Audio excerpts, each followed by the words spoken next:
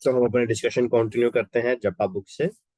तो इसमें अभी टॉपिक चल रहा है नाम आश्रय, यानी हरिनाम का शरण लेना, ग्रहण करना। तो ये भक्ति कौन सी अवस्था को दिखाता है? रुचि, कि भक्त रुचि की ओर आगे बढ़ रहे हैं। तो क्या लिख रहे हैं? शिष्टाष्टक के चतुर्थ श्लोक में श्री चैतन्य महाप्रभु यहाँ तक कि मोक्ष की अभिलाषा की भी भर्त्सना करते हैं। तो फिर भौतिक आनंदों की इच्छाओं के संस्कारों का तो कहना ही क्या। श्रद्धावान भक्त भक्ति की जिस मधुरता का आस्वादन करते हैं, वह सांसारिक पीड़ाओं को भी नगण्य बना देती है। इसलिए भक्त इस संसार में होते हुए भी जन्म जन्मांतर तक अपने प्रभु की सेवा करने की इच्छा रखते हैं। मम जन्मनि जन्म ईश्वरे। तो क्या कह रहे हैं? जो भक्त हैं, जो निष्ठावान भक्त हैं, है ना, जो भक्ति में आगे बढ़ गए हैं, निष्ठावान भक्त क्या करते हैं?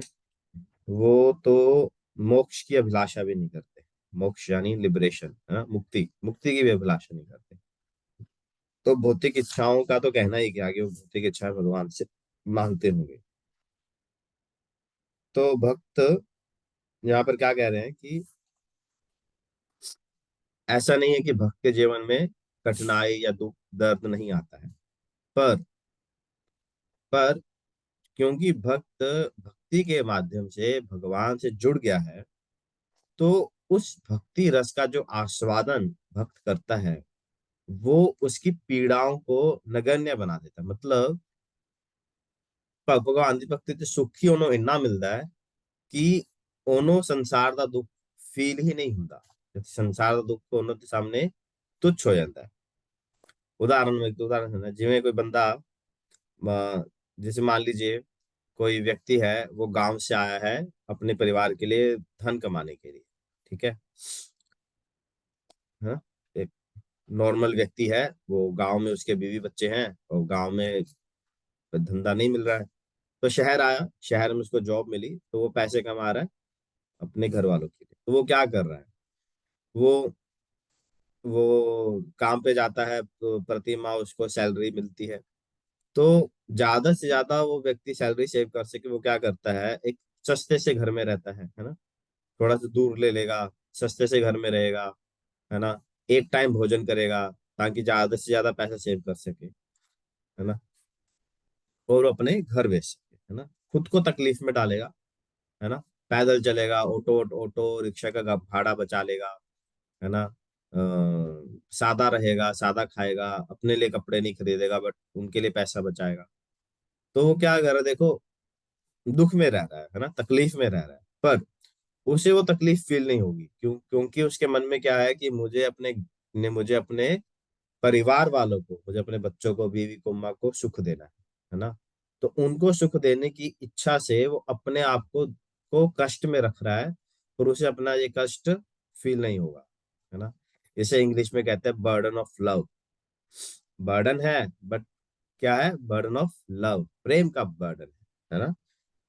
जैसे कभी कभी प्रेमी प्रेमिका देखते हैं, तो प्रेमी प्रेमिका की इच्छा पूरी करने के लिए कभी कभी ना बहुत दूर तक जाते हैं, खुशी खुश करने के लिए, है ना। उनके लिए बर्थडे प्लान करते हैं, तो बर्थडे प्लान करने में ध्यान रखते हैं, अच्छा है उसको कौन सा केक पसंद है ना, केक में क्या फ्लेवर पसंद है, कौन सी दुकान से पसंद है, इस तरीके से पसंद है, उस तरीके से पसंद है, तो बहुत प्रयत्न करते हैं।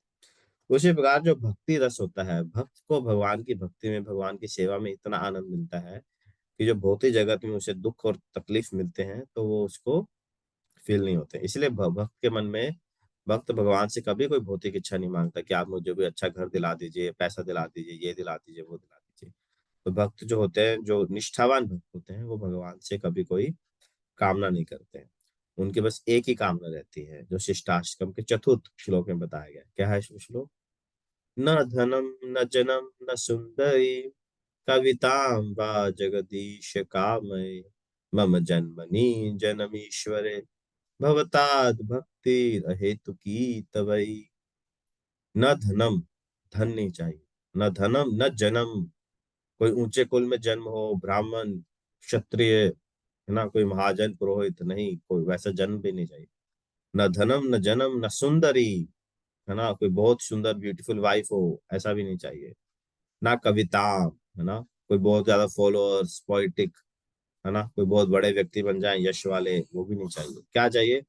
मम जन्मनि जन्मीश्वरे भवताद भक्तिर अहेतुकी तवई। जन्म जन्म ईश्वरे, जन्म के बाद जन्म जन्मांतर तक मुझे क्या मिले?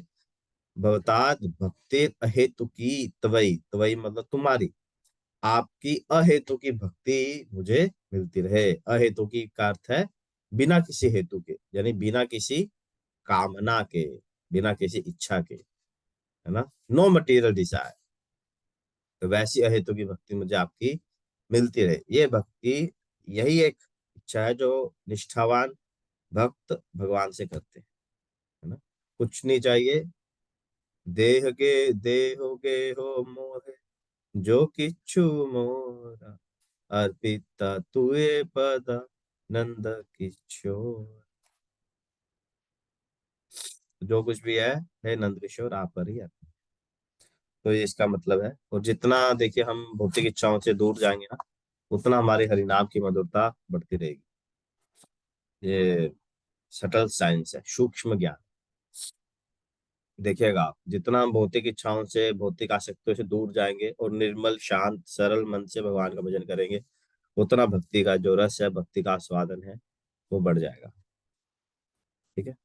So thank you very much. आज के लिए इतना ही। रूपा जी का कोड पढ़ लेते हैं।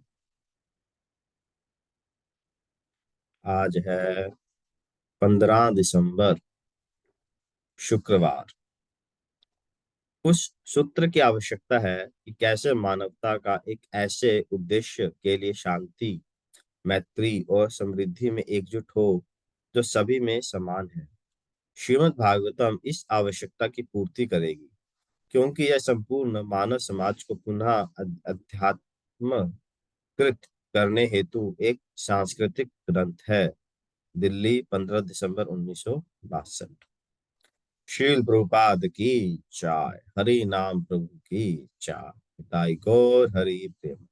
Hari Hari. Thank you very